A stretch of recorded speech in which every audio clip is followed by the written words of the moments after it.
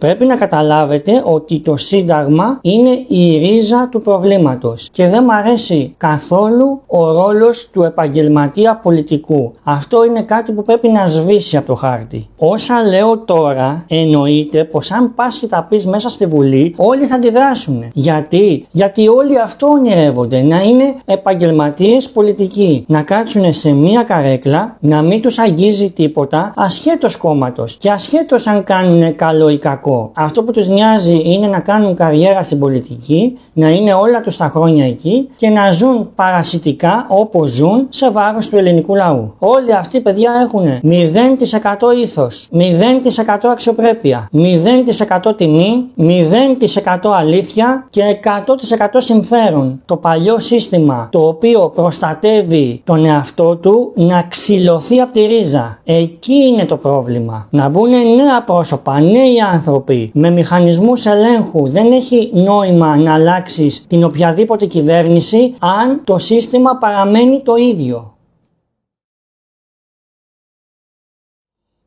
Γεια χαρά παιδιά, καλώς ήρθατε σε ένα ακόμη Ιάννη τον 26. Δεν πίστευα ποτέ ότι θα έρθει ο καιρός να ασχοληθώ με κάτι τόσο σοβαρό. Τώρα όμως είναι η ευκαιρία να καταλάβει ο κόσμος τι πραγματικά του συμβαίνει, να αναλάβει δράση και γιατί όχι να επιχειρήσει να αλλάξει αυτό το οποίο είναι λάθος εδώ και πάρα πολλά χρόνια. Και αν δεν θέλετε να κάνετε αυτή την προσπάθεια για εσάς, αν το θεωρείτε μάταιο, τότε κάντε το για τις επόμενες γενιές. Το κανάλι το ξέρετε ότι δεν εμπορεύομαι τίποτα, δεν έχω συνδρομητές, έχω φίλους, έτσι θεωρώ τον κάθε άνθρωπο που με παρακολουθεί. Το κανάλι το έφτιαξα για να μπορώ να βγαίνω έξω και να γνωρίζω τον κόσμο από κοντά, όχι να τρίβω έτσι τα χεράκια μου και να λέω λεφτουδάκια, views, πάρτε πραγματάκια, πάμε να βγάλουμε λεφτά, ούτε καν. Το κανάλι το έχω φτιάξει με πολύ αγάπη και με περιεχόμενο το οποίο το γουστάρω. Ποιο είναι το περιεχόμενο αυτό? Το γράφω και στους τίτλους του καναλιού και στην περιγραφή ότι αυτό το κανάλι αγαπάει τις μοτοσικλέτες, τα αυτοκίνητα, τους υπολογιστές, αλλά γενικά η θεματολογία του μπορεί να είναι οτιδήποτε. Γι' αυτό το κανάλι δεν περιορίζεται.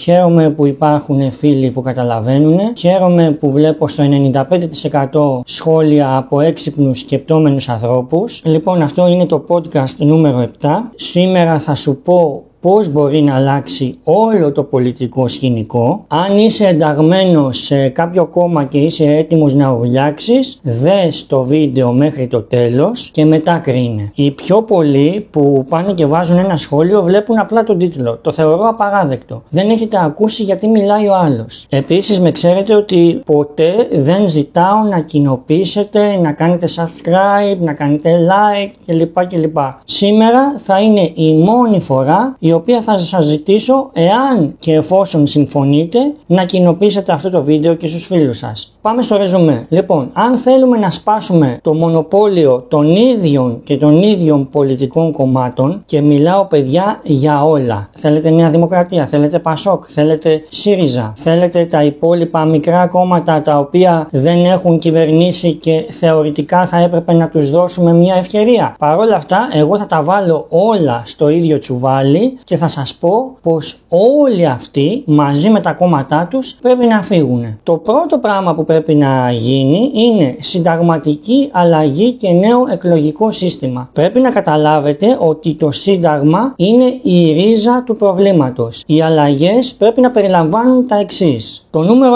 1 που έχω να προτείνω: εκλογή προσώπων αντί κομμάτων. Έτσι όπως ψηφίζω και εγώ τώρα, γιατί πολλοί θα λένε «Α, Αντώνη, είσαι ακομμάτιστος». Καλά ρε φίλε, και τι κάνεις, πας και ρίχνεις λευκό ή άκυρο ή κάτι άλλο? Όχι, δεν ρίχνω ούτε λευκό ούτε άκυρο. Κάθε φορά κάνω την προσωπική μου έρευνα και επιλέγω κάποιο συγκεκριμένο άτομο το οποίο θεωρώ εγώ ότι πληρεί κάποια κριτήρια και μπορεί να κάνει κάποια πράγματα. Έτσι αποφασίζω εγώ. Θέλω να υποστηρίξω νέους ανθρώπους, θέλω να υποστηρίξω νέες ιδέες και δεν μ' αρέσει καθόλου ο ρόλος του επαγγελματία πολιτικού. Αυτό είναι κάτι που πρέπει να σβήσει από το χάρτη. Χρειαζόμαστε ένα νέο σύστημα στο οποίο οι πολίτες θα εκλέγουν άτομα και όχι κόμματα. Οι υποψήφοι θα είναι ανεξάρτητοι ή μέλη μικρών συνδυασμών. Όποιος θα εκλεγεί θα λογοδοτεί απευθείας στο λαό και όχι σε κομματικά αφεντικά. Θα υπάρχει υποχρεωτική διαφάνεια για τα εισοδήματα και τις αποφάσεις που θα παίρνει ο κάθε πολιτικός. Εννοείται σε αυτό όλο πρέπει να βάλουμε και έναν μηχανισμό άμεσης ανάκλησης. Θα εξηγήσω ευθύς αμέσως τι σημαίνει αυτό. Ότι ο λαός πρέπει να έχει το δικαίωμα να απομακρύνει έναν εκλεγμένο ακόμη και πριν λήξει η θητεία του. Μέσω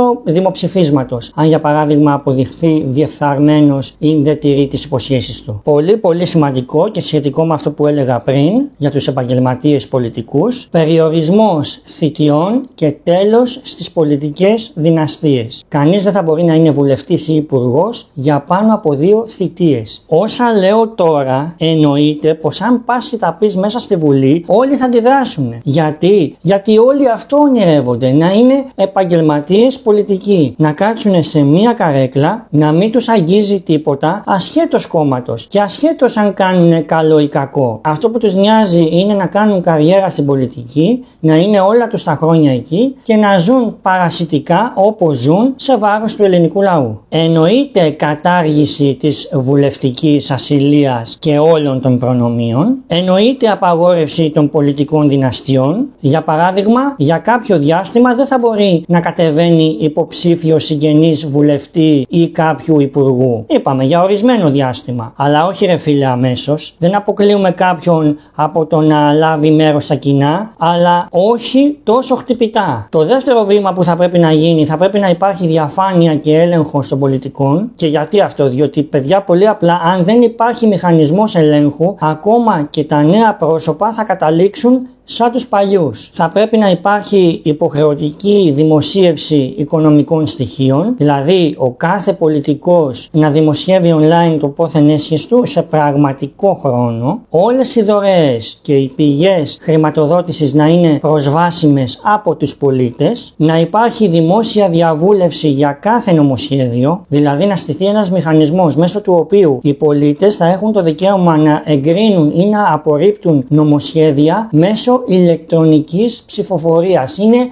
τόσο απλό. Εννοείται να υπάρχει αυτόματη δικαστική διερεύνηση για τα σκάνδαλα, δηλαδή όταν κάποιος πολιτικός κατηγορείται για ένα σκάνδαλο να ερευνάται αυτόματα από ανεξάρτητη αρχή χωρίς πολιτικές παρεμβάσεις. Το τρίτο βήμα που προτείνω είναι η άμεση δημοκρατία και συμμετοχή του λαού, διότι παιδιά χωρίς το λαό δεν γίνεται τίποτα. Δημοψηφίσματα από το λαό χωρίς κυβερνητική έγκριση, δηλαδή οι πολίτες να μπορούν να προτείνουν νόμους και να κάνουν δημοψηφίσματα με ηλεκτρονική υπογραφή. Προσέξτε τι λέω, να προτείνουν. Παράδειγμα, αν 100.000 πολίτες υπογράψουν μία πρόταση, να γίνεται υποχρεωτικά δημοψήφισμα. Αυτό το ηλεκτρονικό, που δεν χρειάζεται να έρθει κάποιος ή να σε κουβαληθεί από το σπίτι του, ούτε καν. Θα πρέπει να υπάρχει ισχυρότερη τοπική αυτοδιοίκηση, δηλαδή οι πολίτες να αποφασίζουν απευθείας για τα τοπικά ζητήματα, για παράδειγμα τον προϋπολογισμό, τα έργα, τους φόρους, και για τις νέες γενιές, όχι όπως την πάθαμε γενικότερα εγώ, εσείς και όλοι μας, να υπάρχει υποχρεωτική πολιτική παιδεία στα σχολεία. Γιατί αυτό? Για να μην ξαναψηφίσει ο κόσμος με βάση την προπαγάνδα, να ξέρει πώς λειτουργεί το πολιτικό σύστημα και τι δικαιώματα έχει. Βήμα νούμερο 4. Στήριξη μικρών κομμάτων και πραγματική αντιπολίτευση. Καθότι όπως είναι δομημένο το τωρινό εκλογικό σύστημα, τι γίνεται? Κερδίζουν όλο οι ίδιοι. Δηλαδή παιδιά θέλουμε ένα ισορροπημένο εκλογικό σύστημα. Πώς γίνεται αυτό? Με κατάργηση μπόνους εδρών στα μεγάλα κόμματα και πιο αναλογική εκπροσώπευση. Θα πρέπει να υπάρχει απαγόρευση χρηματοδότησης από μεγάλες επιχειρήσεις. Και τι εννοώ? Ότι τα κόμματα να χρηματοδοτούνται από το κράτος με κάποιο ανώτατο όριο και να απαγορεύονται οι χορηγίες από εφοπλιστές, από εργολάβους, από πολυεθνικές Και πάμε στο νούμερο 5. Πώς εφαρμόζεται όλο αυτό που σας λέω στην πράξη? Είναι δυνατόν να συμβεί? Ναι, είναι. Πρέπει να συγκροτηθεί ένα πολιτικό κίνημα με στόχο τη συνταγματική αλλαγή. Δηλαδή να υπάρχει μια οργανωμένη ομάδα πολιτών που θα προωθεί αυτά τα αιτήματα. Να δημιουργηθεί μια διαδικτυακή πλατφόρμα για ενημέρωση και δράσεις. Να μπορεί να γίνει συλλογή υπογραφών για δημοψήφισμα συνταγματικής αλλαγής. Τι σημαίνει αυτό? Χρειάζονται 500.000 υπογραφές από πολίτες για να επιβληθεί η αλλαγή μέσω λαϊκής πίεσης. Γι' αυτό τώρα τους έχει πιάσει πρεμούρα με τον κόσμο που κατεβαίνει για τα τέμπη. Διότι, παιδιά, δεν είναι μόνο 500.000, είναι όλη η κοινωνία που θέλει όλο αυτό το πράγμα να αλλάξει. Και γενικά, γιατί βγήκανε οι τύποι ξανά? Διότι πολύ απλά δεν πήγε να ψηφίσει ο κόσμος. Ψηφίσανε μόνο κομματόσκυλα, φοβισμένοι γέροι, παιδιά που τους έχουν τάξει κάτι και διάφοροι που πάνε στις συγκεντρώσεις τους και στηρίζουν όλους αυτούς με το αζημίωτο και χαίρονται στις φωτογραφίες επειδή τους φίξανε το χέρι και βγήκανε αγκαλιά μαζί τους. Αυτοί πήγαν και ψήφισαν, παιδιά. Έτσι ήρθε το 41%. Και το ξαναλέω ότι το θέμα μου δεν είναι η Νέα Δημοκρατία. Είναι όλα τα κόμματα. Όλα πρέπει να φύγουν. Όλα έχουν μερίδιο ευθύνης. Όσους βλέπετε στα έδρανα της Βουλής έχουν μερίδιο ευθύνης. Και αυτοί που κάνανε κάτι και οι βολεμένοι που κοιμούνται τον ύπνο του δικαίου και σου λέει την πιάσαμε την καλή. Άραξε και θα κάνουμε ζωάρα. Και αυτοί φταίνε. Οπότε 500.000 πλάς υπογραφές για να επιβληθεί η αλλαγή μέσω λαϊκής πίεσης, και αν αυτό μπλοκαριστεί τότε πολιτική ανυπακοή και κινητοποίησης. Δεν μιλάω για ξύλο, δεν μιλάω για τρομοκρατία, δεν μιλάω για τραμπουκισμούς, δεν μιλάω για τίποτα τέτοιο. Ειρηνικές, όμορφες διαδηλώσεις. Αλλά όχι να μου βάζεις άτομα μέσα από την αστυνομία να πάνε να αναλαμβάνουν το γνωστό ρόλο για να βρεις εσύ δικαιολογία να διαλύσεις το πλήθος με δακρυγόνα και χημικά. Όχι έτσι. Επίσης, αυτό που έλεγα στην αρχή, είσοδος νέων πολιτικών προσώπων στο σύστημα, δηλαδή κάθε νέος υποψήφιος να υπογράφει συμβόλαιο διαφάνειας μέσω του οποίου θα δεσμεύεται ότι θα τηρεί αυτούς τους κανόνες. Αν προδώσουν αυτούς τους κανόνες, να μπορούν να ανακληθούν από το λαό. Δηλαδή, δεν κάνεις τη δουλειά σου, μάζευτα και φύγε. Τελικό συμπέρασμα, τι χρειάζεται για να γίνει όλο αυτό πράξη? Σίγουρα πολιτική πίεση και λαϊκή απέτηση. Αν δεν ζητήσει ο κόσμος μαζικά αυτές τις αλλαγές, δεν θα γίνουν ποτέ. Να υπάρχει συνταγματική μεταρρύθμιση, δηλαδή το παλιό σύστημα το οποίο προστατεύει τον εαυτό του να ξυλωθεί από τη ρίζα. Εκεί είναι το πρόβλημα. Να μπουν νέα πρόσωπα, νέοι άνθρωποι με μηχανισμούς ελέγχου. Δεν έχει νόημα να αλλάξεις την οποιαδήποτε κυβέρνηση αν το σύστημα παραμένει το ίδιο. Αν εφαρμοστούν αυτά τα βήματα, η πολιτική ελίτ, όποια και να είναι αυτή, θα διαλυθεί και η εξουσία θα περάσει πραγματικά στο λαό. Και δεν λέω όπως το λέει το Κουκουέ, καμία σχέση. Εγώ βάζω και το Κουκουέ στο λάθος. Εννοείται. Και το κόμμα της κυρίας Κωνσταντοπούλου και της Λατινοπούλου και του κύριου Βελόπουλου, όλα τα παίρνω, τα βάζω σε ένα σάκο και λέω ότι φταίνε όλοι. Διότι σε πολλά σημεία που θα έπρεπε να έχουν λειτουργήσει όλοι μαζί υπέρ του λαού, δεν το κάνανε. Και υπάρχουν άπειρες μικρές περιπτώσεις όπου δείχνουν τι θα γινόταν ο καθένας από αυτούς έτσι και του έδινες βήμα και ανέβαινε στην εξουσία. Βέβαια, για να μην είμαι άδικος, δεν τους έχουμε δει τι θα κάνανε. Αλλά καλύτερα το σύστημα που προτείνω, το οποίο είναι μια πρόταση για ριζική αλλαγή, παρά μία από τα ίδια. Και φτάνουμε στο πιο σως, ότι οι ασυλίες, το ακαταδίωκτο κλπ.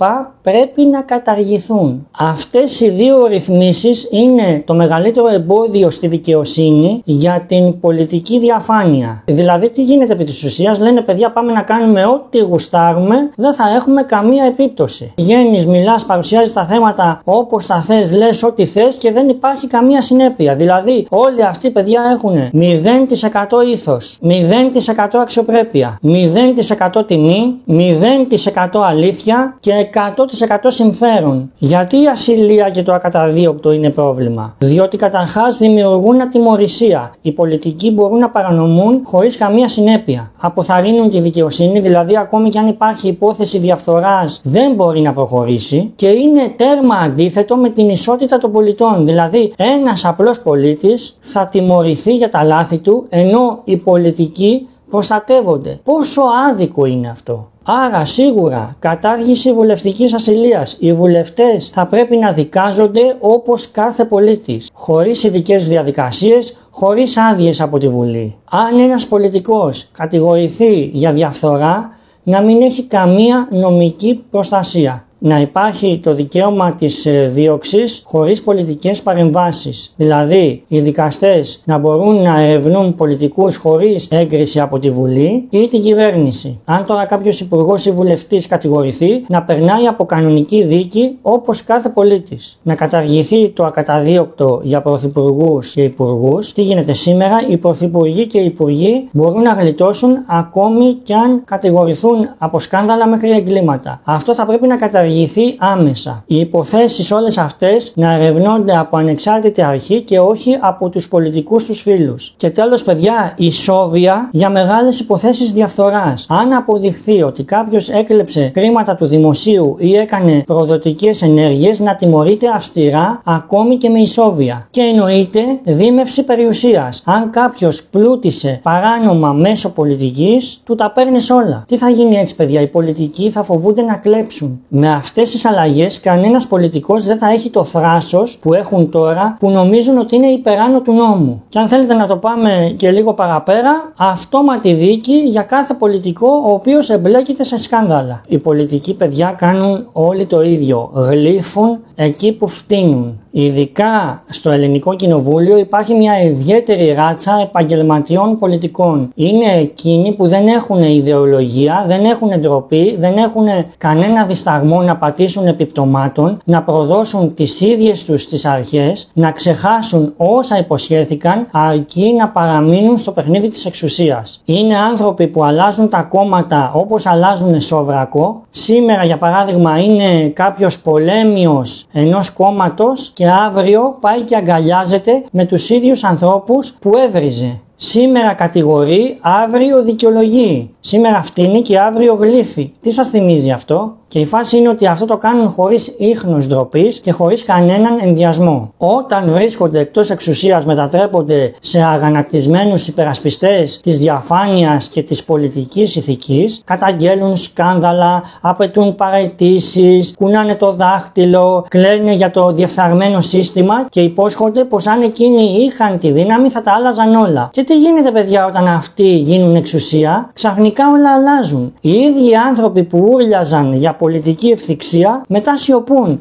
Αυτοί που κατηγορούσαν τους άλλους για διαφθορά τώρα βαφτίζουν τα σκάνδαλά τους με μονομένα περιστατικά. Αυτοί που ζητούσαν παραιτήσεις τώρα δηλώνουν πως έλα μωρέ, δεν υπάρχει λόγος για υπερβολές. Και όταν έρθει η στιγμή να λογοδοτήσουν, τότε ξεκινάει η γνωστή παράσταση. Δεν ήξερα.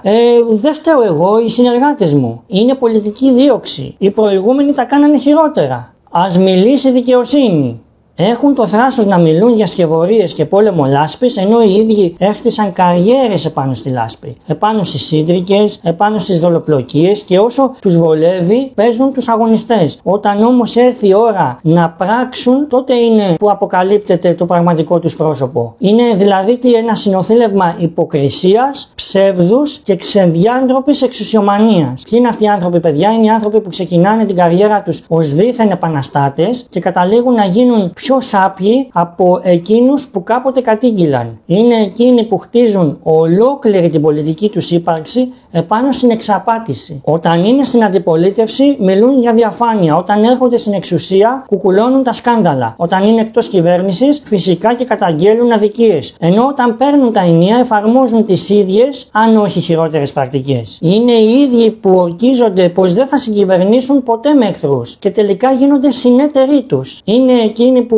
κάποτε μιλούσαν για ταβατζίδες, αλλά μόλις πάρουν την εξουσία γίνονται υπάλληλοι τους. Είναι αυτοί που κάνουν καριέρα σαν πολέμοι της διαφθοράς και όταν βρεθούν στη θέση των διεφθαρμένων μιλούν για ατυχήματα και συγκυρίες. Και όταν χάσουν την εξουσία η παράσταση ξαναρχίζει. Παρουσιάζονται ως αδικημένοι, φίλοι του λαού και το χειρότερο είναι ότι κάθε φορά βρίσκουν ηλίθιους που τους πιστεύουν. Δεν τους σταματά κανένας. Ο λαός έχει κοντή μνήμη και αυτοί το ξέρουν. Στη χώρα μας κερδίζει όποιος φωνάζει πιο δυνατά, ακόμη και αν είναι ο μεγαλύτερος ψεύτης. Τι άλλο πρέπει να γίνει για να καταλάβουμε πως όλοι αυτοί είναι ανεπαρκείς, ότι είναι επικίνδυνοι, ότι πρέπει να πάψουμε να δίνουμε ευκαιρίες σε εκείνους που έχουν αποδείξει ξανά και ξανά πως το μόνο που τους νοιάζει είναι η εξουσία. Αν συνεχίσουμε να τους ανεχόμαστε, δεν φταίνε αυτοί, φταίμε εμείς. Είναι επαγγελματίες ψεύτες που έχουν αναγάγει την υποκρισία σε επιστήμη. Κατηγορούν τους πολιτικούς τους αντιπάλους για σκάνδαλα, αλλά όταν τα κάνουν οι ίδιοι, βαφτίζουν τα ίδια σκάνδαλα συνωμοσίες. Όταν είναι εκτός κυβέρνησης, μιλούν για διαπλεκόμενα συμφέροντα, ενώ όταν γίνονται υπουργοί, οι ίδιοι είναι που γλύφουν τους μεγαλοεργολάβους και τους βαρώνουν της διαπλοκής. Και ποια είναι η δικαιολογία τους? Όλοι έτσι κάνουν. Οι άλλοι τα έκαναν χειρότερα. Είναι πολιτική δίωξη. Μιλάμε για πολιτικούς που ξεκίνησαν με ψεύτικες σημαίες αλλαγής για να καταλήξουν οι πιο ξεφτυλισμένοι